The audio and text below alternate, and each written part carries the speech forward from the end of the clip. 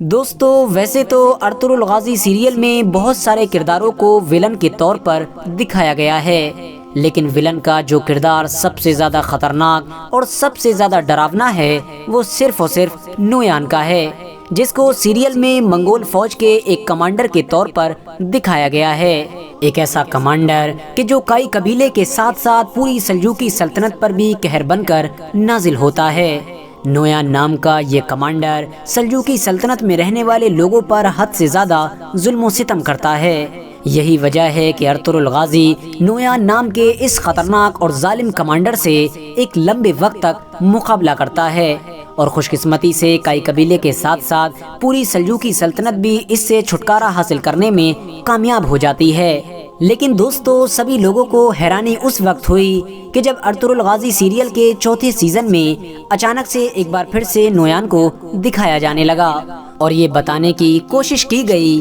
کہ دوسرے سیزن کے آخر میں نویان مرا نہیں تھا، بلکہ وہ تو صرف اور صرف زخمی ہوا تھا۔ اسی وجہ سے اب زیادہ تر لوگوں کے دماغ میں یہ سوال بھی آنے لگا ہے کہ آخر اتہاس میں نویان کی موت کب اور کیسے ہوئی تھی، اور وہ کون انسان تھا کہ جس نے نویان جیسے خطرناک انسان کو قتل کیا تھا، اور کیا سچ میں نویان بالکل ایسا ہی تھا کہ جس طرح کا اس کو ارطغرل غازی سیریل میں دکھانے کی کوشش کی گئی ہے۔ تو دوستو اس طرح کی تمام چیزوں کو جاننے کے لیے آج کی ہماری اس ویڈیو میں بنے رہیے۔ سب سے پہلے تو میں آپ کو یہ بتاتا چلوں کہ منگولوں کے اتہاس میں نویان کسی انسان کا نام نہیں ہوا کرتا تھا، بلکہ یہ تو منگولوں کی فوج کی ایک پوزیشن یعنی ایک پد کا نام ہوا کرتا تھا۔ اس پد کی تلنا ہم سپہ سالار سے بھی کر سکتے ہیں، اور جو انسان بھی منگول فوج کی اس پوزیشن پر بیٹھا کرتا تھا اس انسان کو نویان کہا جاتا تھا۔ اب اگر بات کریں ارطغرل غازی سیریل میں دکھائے جانے والے نویان کی، تو آپ کو بتاتے چلیں کہ اس بات میں کوئی شک نہیں ہے کہ یہ نویان ایک اصلی کردار ہے کہ جو اتہاس میں بائیجو نویان کے نام سے مشہور ہے۔ RH نیٹ ورک کے نالجبل فرینڈز بائیجو نویان کا اتہاسک کتابوں میں پہلا ذکر 1228 میں ملتا ہے کہ جب منگول فوج کی طرف سے جلال الدین خوارزم شاہ کے اوپر حملہ کیا گیا تھا۔ اس جنگ میں بائیجو نویان نے منگول فوج کی طرف سے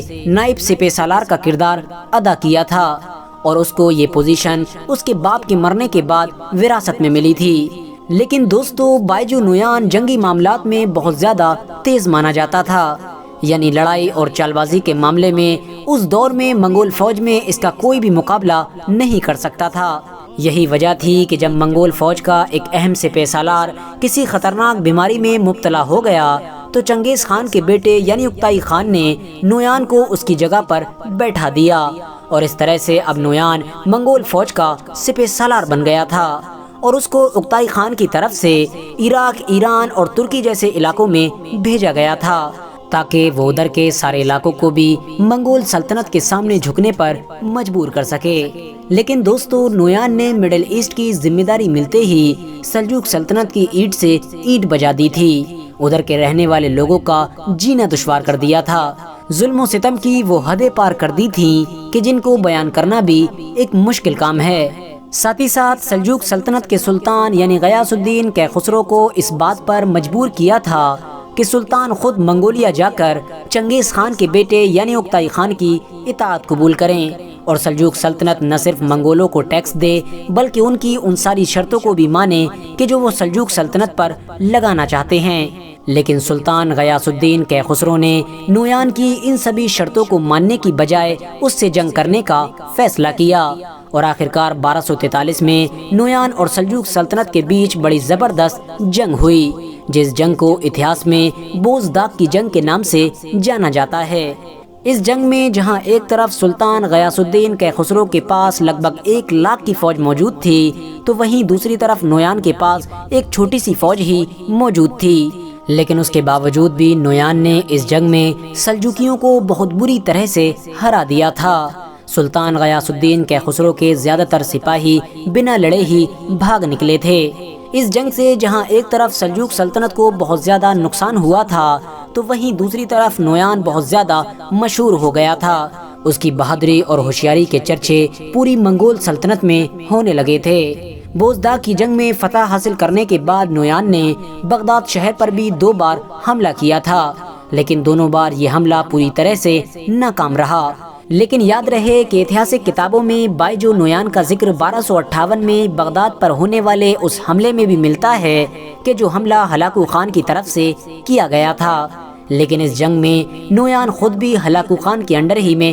لڑ رہا تھا۔ اب اگر بات کریں نویان کی زندگی کے آخری وقت کے بارے میں، یعنی نویان کی موت کیسے ہوئی تھی، تو آپ کو بتاتے چلیں کہ اس بارے میں اتہاسکار اپنی الگ الگ رائے رکھتے ہیں۔ کچھ اتہاسکاروں کے مطابق بائیجو نویان کو ہلاکو خان نے پھانسی پر چڑھا دیا تھا، کیونکہ ہلاکو خان کو یہ شک ہو گیا تھا کہ شاید بائیجو نویان اندرونی طور پر بغداد کے خلیفہ معتصم باللہ سے مل چکا ہے۔ وہیں دوسری طرف کچھ اتہاسکاروں کی مانیں تو بائیجو نویان نے اسلام قبول کر لیا تھا، یعنی وہ مسلمان ہو گیا تھا، اور بعد میں ایک لمبی زندگی گزارنے کے بعد وہ اپنی نارمل موت ہی مرا تھا۔ حالانکہ دوستو کچھ اتہاسکار ایسے بھی ہیں کہ جن کا یہ ماننا ہے کہ بائیجو نویان کی موت ایک خطرناک جنگ میں لڑتے لڑتے ہوئی تھی۔ فی الحال دوستو آج کی اپنی ویڈیو کو ہم یہیں پر ختم کرتے ہیں۔ ویڈیو پسند آنے پر نہ صرف ویڈیو کو لائک کریں بلکہ اپنے فرینڈز کے ساتھ بھی ضرور شیئر کریں، اور اسی طرح کی نالجیبل اور ہسٹوریکل ویڈیوز ہمیشہ دیکھنے کے لیے ہمارے اس چینل کو سبسکرائب کر کے ساتھ ہی میں بیل آئیکن کو بھی پریس کر دیں۔